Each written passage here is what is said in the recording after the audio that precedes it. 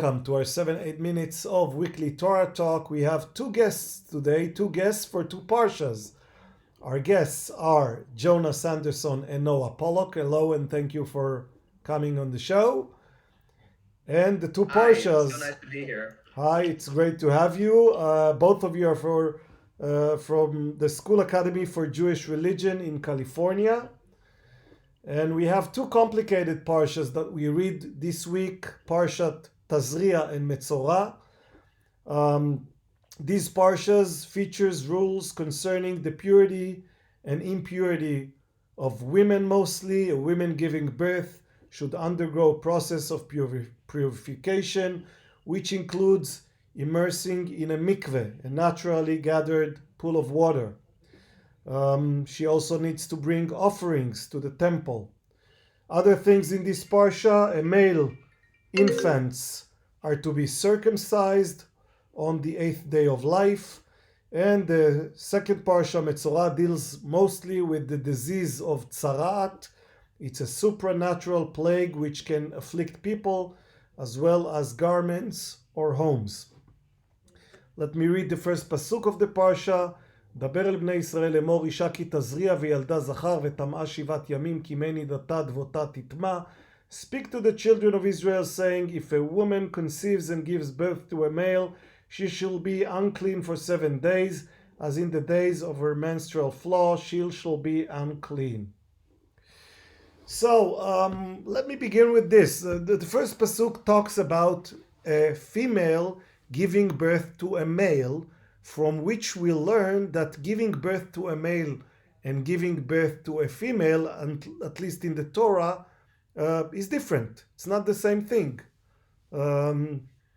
Anyone wants to say how and why? I'll hop in first.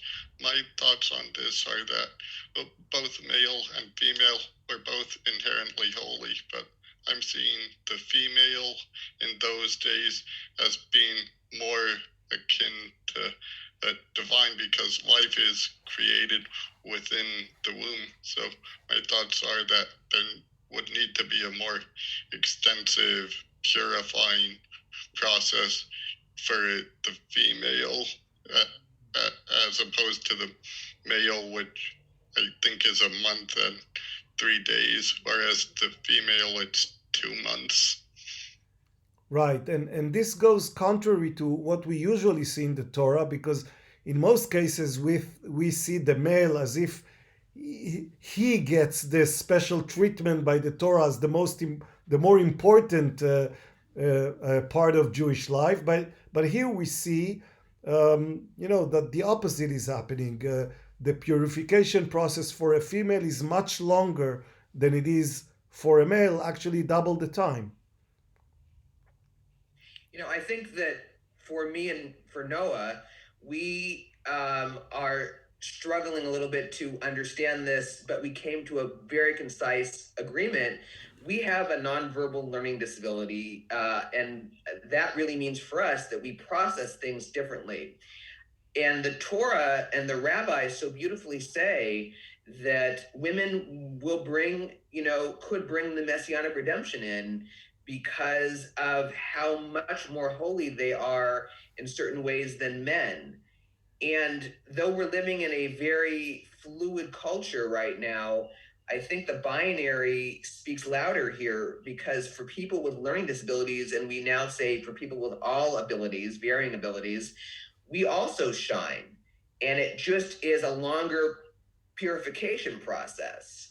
And so though the Torah was given in a very patriarchal way, the way that I understand this is that, certain people, certain genders have more to offer, certain expressions have more to offer than others, but we can all learn from one another, which is something that we're struggling with today, to sit down with people that we disagree with and really come to a concise or precise understanding of how we can move forward.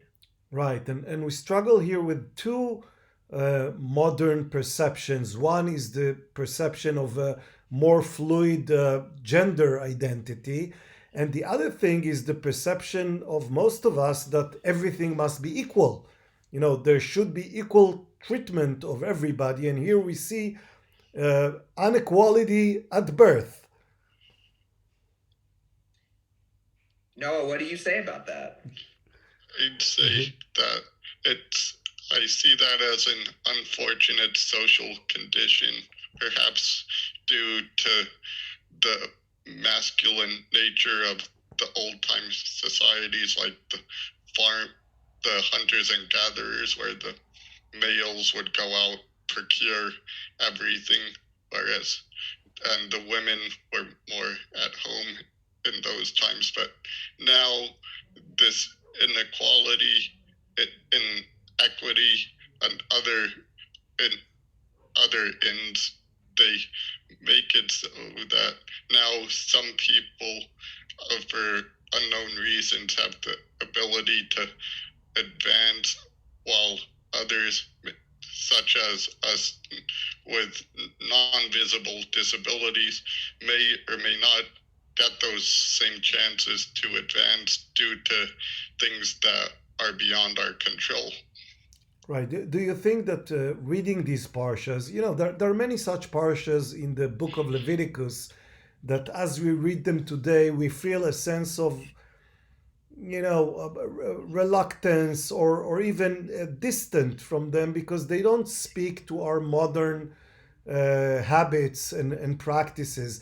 When you read such parshas, are you able to find meaning in them? Can you really follow the text and feel excited about it, or is it just this week we're just reading through the parsha quickly because it's boring?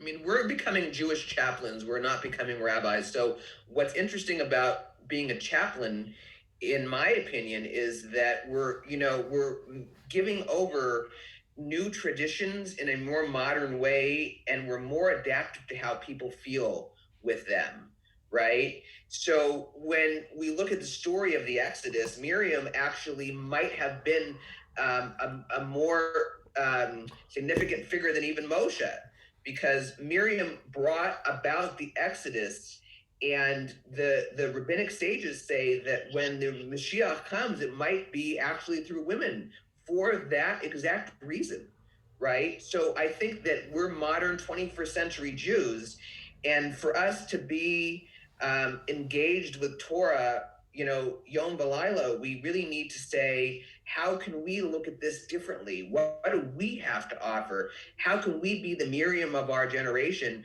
rather than just take from the tradition? We have to reinvigorate and reinvent that tradition to make it meaningful to us. Right, but you ran back to the Miriam story and the Exodus story, and these are truly exciting. I'm asking about parshas like the two we read this week. How do you communicate such parshas to, I don't know, young people in California? On that, I'll look back to an interpretation I got from my grandfather and one from many previous rabbis, that these portions, they deal with Lashon Hara, that we can read Metzora as the Motzi Shem Ra, as one who looks for ways to slander others, and that these leprosy or other skin afflictions might come about due to that. So we need to watch our speech, both what we say and what we don't say, and constantly have a guard on what comes out of our mouth, because once our words go out of our mouth into the world, they have the ability to create many, many new worlds, and also the potential to destroy them just by one small word.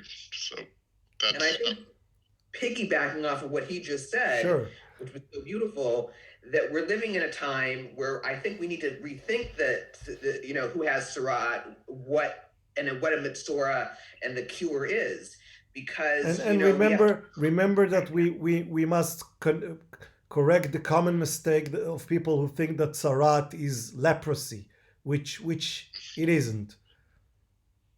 Right. And we have cancel culture right now. So cancel culture is very much in my opinion, the Sarat and the Metzora all in one. And what do we do with somebody who speaks negatively, do we shame them, right? Do we give them the Mochi shame rod treatment, or do we actually take them in and positively educate them? I think that as somebody studying chaplaincy, I would take them in more and positively educate them rather than put them outside of the camp. We as Jews, we punish people too much, and the punishments often don't fit the crimes. So when you ask Shmuel about what do we do for people in California right now, I'd say what I would be doing is the opposite of what we're doing. Instead of saying you spoke ill, now you have to suffer this punishment, now you're excised outside of the camp, I'm going to take you in more and do kiruv with you to help you understand what you did wrong rather than shame you, which I think is a very powerful lesson for us today. Jonah and Noah, it was a pleasure, and thank you, and Shabbat Shalom. Thank you, and Shabbat Shalom as well to you. Thanks and good Shabbos.